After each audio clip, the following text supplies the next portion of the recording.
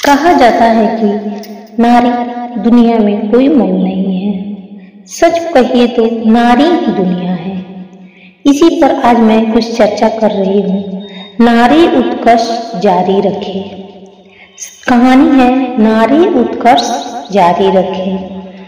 विवाहित नारी के लिए शारीरिक स्वास्थ्य को प्रीतिगृह की अपेक्षा अधिक सुडौल, अधिक परिपुष्ट बनाए रखने का उपाय यह है कि शरीर को जितना पोषण मिले उसकी तुलना में शक्तियों का क्षय कम हो। श्रम उतना ही करना पड़े जितनी कि उसके शरीर में समर्थ है। दिन रात काम में जुटे रहने पर स्वास्थ्य का क्षरण स्वाभाविक है। दिन में रसोईदानी, चौकीदानी, धोबीन, सफाई वाली आदि के कामों में सारा समय इस प्रकार चला जाए कि सांस लेने की भी फुर्सत न मिले। रात को बच्चों को प्रतिदिन की सेवा करनी पड़े। रात्रि तक मर्दों को वापसी का इंतजार करते रहना, आने पर गर्म भोजन बनाना, रसोई साफ से निपटकर देर रात तक सोना और प्रातः जल्दी उठकर सफाई, नाश्ता आदि में जुट जाना। यह कार्यशैली ऐसी है जिसमें फुर्सत का नाम नहीं, विनोद, विश्राम, जनवर्धन की गुंजाइश नहीं। ऐसी व्यवस्था में कामों का स्वरूप हल्का होने पर भी व्यवस्था के कारण वह भारी हो जाता है और स्वस्थ होना तो दूर, पिता के घर से जैसा शरीर था आया था वैसा भी नहीं रह पाता है। विवाह के उपरांत जल्दी गृहिणी हो जाना, प्रस्ताव की मामतक पीड़ा सहना, स्तनपान, बच्चों की दिन रात की देखभाल, ये सभी मिलकर स्वास्थ्य को बर्बाद करने वाला दबाव डालते हैं।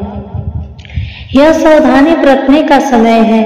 वधू को ससुराल की ओर से स्वास्थ्य संदर्भ में दिया हुआ उपहार यही हो सकता है कि उसे आहार विहार की समुचित सुविधा दी जाए और प्रस्ताव में विवाह के उपरांत भी न्यूनतम 5 वर्ष का अंतराल बनाए रखा जाए। विवाह से पूर्व वर वधू जिस मधुर जीवन की कल्पना करते हैं वह तभी संभव है जब शरीर मन दोनों ही क्षेत्रों में उत्साहपूर्ण स्थिति बनाए रखी जाए।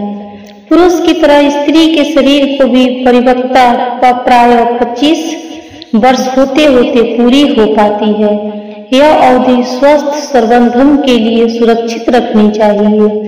इसमें काम धंधों का, व्यवस्था का, चिंता हैरानी का दबाव नहीं होना चाहिए। प्रस्ताव कृत में फंसा देने पर खाने पीने का व्यवस्था भी उन दोहन में निचुड़ जाती है और स्वस्थ पढ़ने के स्थान पर उससे भी घट जाता है।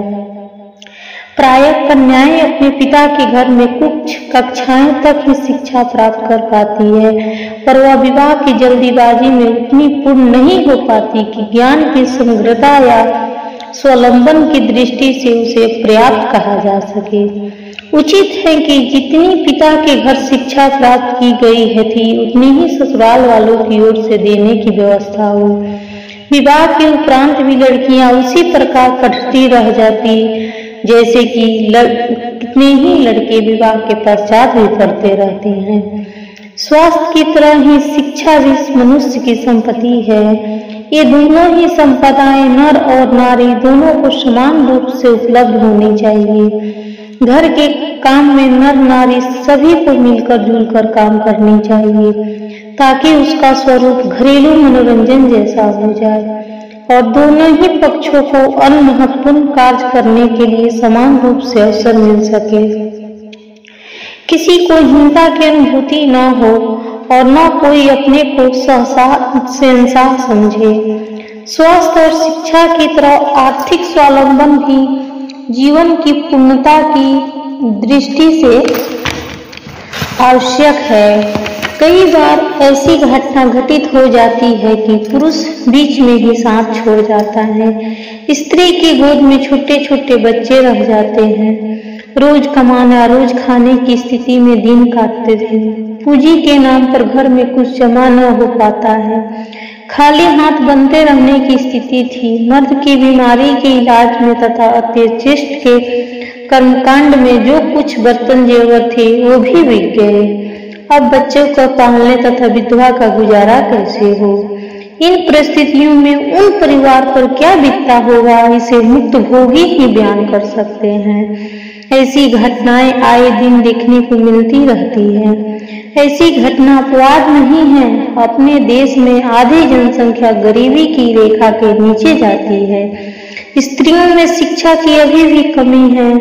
बाल विवाहों पर कानूनी रोक होते हुए भी झड़ेले से होते रहते हैं। छोटी आयु में विवाह वाली लड़कियां भी युवतियों की अपेक्षा जल्दी बच्चे होने लगते हैं।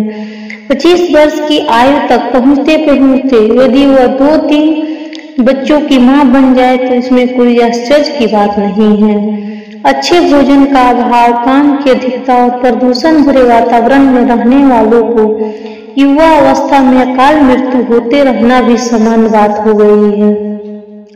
ऐसी दशा में 4 बच्चों की माता की यदि स्वावलंबन दिशा में कुछ भी योग्यता या तैयारी नहीं है तो यही कहा जा सकता है कि विवाह करने वाले एक पूरे परिवार को, समुदाय को विपत्ति में झोंक दिया। तत्व को ध्यान में रखते हुए महिलाओं में प्रत्येक को ऐसी योग्यता संपादित करनी चाहिए जिससे वे समय पड़ने पर कुछ कमाकर परिवार के निर्वाह स्तर को ऊंचा उठाने में सहायक हो सके, आपती काल में अपना और अपने बच्चों का सम्मान पूर्वक गुजारा कर सके। इसलिए विवाह के उपरांत स्त्रियों को स्वास्थ्य बढ़ाए, शिक्षा अर्जित करे तथा स्वावलंबन की योग्यता